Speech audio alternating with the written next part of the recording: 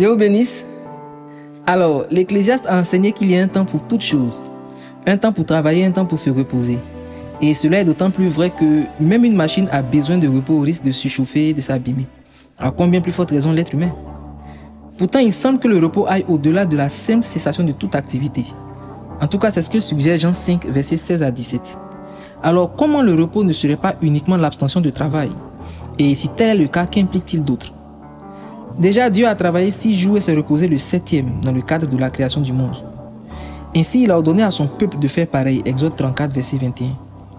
Alors le repos est admis et à juste titre comme l'arrêt du travail en vue de se ressourcer, de récupérer de l'énergie, de la vitalité. Cependant, une chose étrange va se produire au verset 16 et 17 de Jean 5. En effet, alors que Jésus venait de guérir un malade, il va donner une réponse pour le moins surprenante aux pharisiens. Rappelons encore que nous sommes le jour du repos, le jour où il est question d'arrêter de travailler. Jésus dit au verset 17, « Mon Père travaille jusqu'à présent, moi aussi je travaille. » Dieu qui a cessé toute activité le 7e jour et qui a enjoint l'homme de faire pareil est lui-même en train de travailler ce même 7e jour. Qu'est-ce que cela signifie? Eh bien, c'est très simple. C'est que la définition du repos ici prend un sens beaucoup plus profond. Ce sens se révèle dans le but poursuivi dans l'arrêt de travail. Lorsqu'un homme ou une machine travaille, de l'énergie est dépensée. Par exemple, la batterie du téléphone, quand elle affiche 30% d'énergie, pour dire que 70% d'énergie a été dépensée. En plus de l'énergie dépensée, de petits dommages peuvent survenir. L'arrêt de travail aura pour but de permettre la restauration de l'énergie des forces.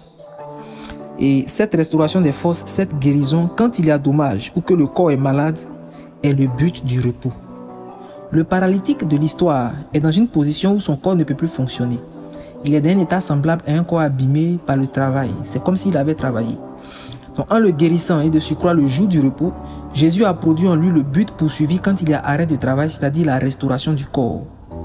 Jésus, ayant ainsi travaillé le jour du Shabbat, n'a pas violé le repos, mais il a accompli le repos dans l'esprit.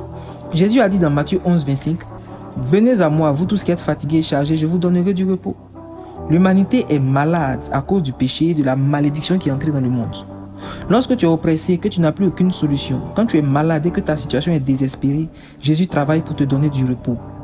Tant que l'humanité sera malade, Jésus travaillera pour donner du repos. Comme avec ce paralytique. Alors, le repos n'est pas uniquement l'arrêt du travail, mais c'est encore un autre type de travail, c'est-à-dire un travail facile, aisé, sans souffrance, produisant beaucoup de fruits. En fait, il y a du repos dans l'activité. En effet, le repos peut être aussi le travail sans souffrance, produisant beaucoup de fruits. Jean 15, versets 4 à 7. Et Jésus dit, « Demeurez en moi, point de suspension.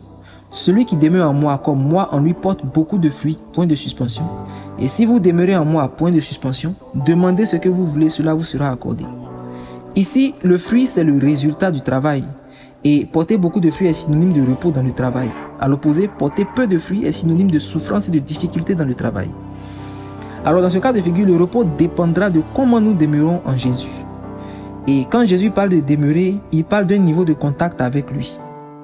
Regarde, l'eau chaude peut tuer un homme, mais il est tel degré de chaleur qui est agréable dans le bain et tel degré de chaleur qui fait bouillir la peau et va jusqu'à tuer.